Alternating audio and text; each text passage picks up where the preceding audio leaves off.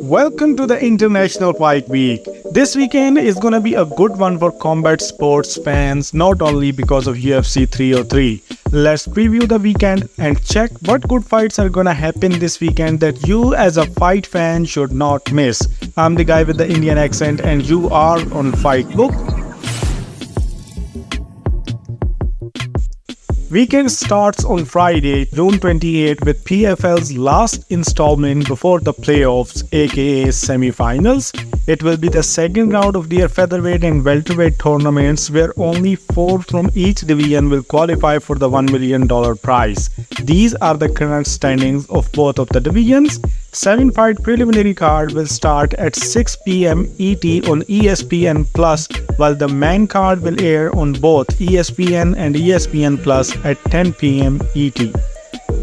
Just 1 hour before the start of PFL's main card, Power Slap 8 will start on Rumble at 9 p.m. ET. Former UFC fighter and BKFC boxer Paige Van Zandt, who just got knocked down by a porn star in her previous boxing fight, will also debut in the event and will appear right before the co-main event. Which means if you wanna watch her getting slapped, don't move from your screen around 11 p.m. ET.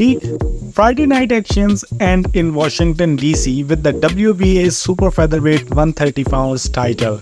Lamont Roach Jr. will defend his title against number 12 undefeated Irish prospect Fergal McCrory.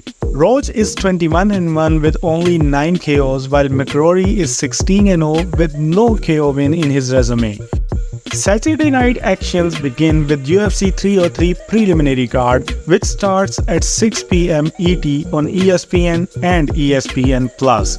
The craziness of the event will begin at 10 p.m. ET with the first fight of the main card, where 14-0 undefeated Irish prospect Ian Garry will be taking on a dangerous opponent in Michael Page. Longtime Bellator star Michael Venom Page delighted in his debut against Kevin Holland, and he is highlight machine at his best, but his unique style requires an opponent willing to engage.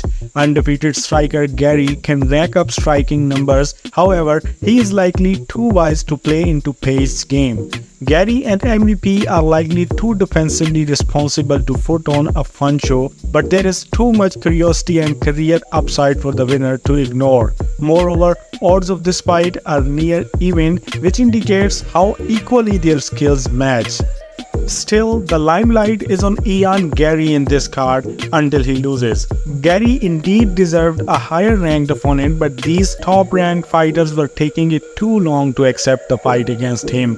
So this Conor wannabe just took the fight against the lower ranked MVP just because he wanted his name on the Conor card. And you already know the irony. Don't be surprised if he pulls out during fight week. Nah, I'm kidding. Don't you dare to say anything about the greatest trash talker in the UFC history. Second fight on the main card is a good one for taking a washroom break, then to come back to watch number 10 middleweight Roman Dolidze moving up a weight class on short notice to face the number 10 light heavyweight Anthony Smith. Smith is coming off a comeback submission win over undefeated Vitor Petrino, while Dolidze is still looking to come back into the win column, breaking his 2-fight skid. If Dolidze wins, it will be interesting to see if he stays in light heavyweight or comebacks into the middleweight division. After this, we have a great co-main event where number 3 ranked featherweight Brian Ortega takes on the up-and-comer number 14 ranked Diego Lopez. Ortega is known for his slick submission game, most recently earning a third-round arm triangle choke of Yair Rodriguez. Lopez is also a proven threat on the ground, with the majority of his professional wins coming by submission. A big win over top-ranked Yair Rodriguez has already put Ortega into the title picture, so if he can manage to impress the fans and the UFC by winning the fight in a good fashion despite being an underdog, he may surpass the former champion Alex Volkanovski in the title contention. But if he loses, he is gonna see a significant and extraordinary drop in the rankings. On the other hand, if Lopez does some wonders, we will have a new face into the already complex featherweight title picture. And then finally, we will have our main event, where the man with the biggest balls in the UFC, light heavyweight champion Alex Pereira, comes back from his toe injury and tries to defend his belt in a rematch against former champion Prochazka.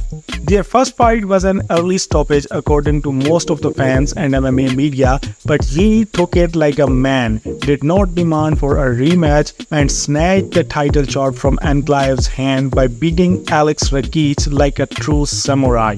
Despite being a slight underdog, he is the best match for the current light heavyweight champion. This rematch promises to be an electrifying contest, with both fighters having the ability to end the fight at any moment. Pereira's precision and knockout power versus Prochazka's aggression and unpredictability create a dynamic matchup that could go either way. Fans should be ready for an action-packed fight that could potentially become one of the year's highlights. But the fight night does not end here. You do not need to sit and wait 4 hours for the main card of UFC 303. Instead, you can watch Matchroom Boxing's Estrada vs Bam card, which holds a great man and co-main event. The event starts at 8 p.m. ET, but the third last fight, where Yamilet Mercado will be defending her WBC 122 pounds title for the 7th time against Ramla Ali, will start around 9:30 p.m. ET. And then there is a co-main event where Sonny Edwards will be looking to come back into the win column after losing his IBF flyweight title and the undefeated record to Jesse Rodriguez in December 2023. His opponent Adrian Curiel also is in the same situation, where he looks to rebound after losing his junior flyweight title in February 2024. And after that, we will be treated with Estrada vs Bam around the same time when Bueno Silva vs Shizan will happen. Estrada was the WBC Super Flyweight champion for 3 years from 2019 to 2021. Then he vacated the belt and we got our new champ Jesse Bam Bam Rodriguez, who also vacated the belt and moved down to flyweight. There he won WBO flyweight title and then IBF flyweight title too from Sonny Edwards in his previous fight. Now he is back in his division again, vacating both of the flyweight belts. But now, to get his title back, this time he has to defeat the original champion in Estrada, who has an impressive record of 44 wins with 28 KOs with only 3 decision losses. But if there is someone who can pull off the upset, it's Estrada. So it is definitely a better choice for combat sports fans rather than waiting for UFC 303 main card or watching Bueno Silva. And the last but the not least event of the weekend will be Top Rank's Lopez vs Clagett for the WBO Super Lightweight title. Event will start at the same time as UFC 303's main card at 10 p.m. ET. Feature bout before the co-main is Nico Ali Bash vs Sona Akale rematch. Muhammad Ali's grandson wants to follow his grandfather's step, but in August 2023 when he fought Sona Akale, he lost the 6th-round bout via majority decision.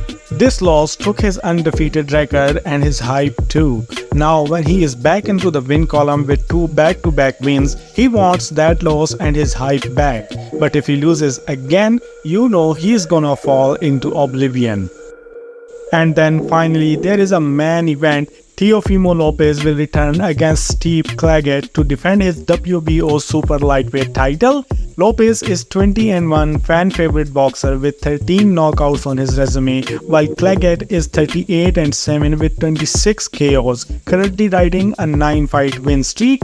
Lopez is known for his explosive power and speed, and Clagett is a seasoned Canadian fighter with a reputation for toughness and resilience. This matchup promises to be an intriguing clash of styles, with Lopez's athleticism and techniques contrasting with Clagett's determination and durability. And now that's all. I know no other fight is even close to the hype of UFC 303 main event, but still, these were some good fights happening this weekend that a fight fan should know about. Do share your feedback in the comment section, as it is necessary for our improvements. So do it right now if you haven't yet, and if you have already done it, then do whatever you want.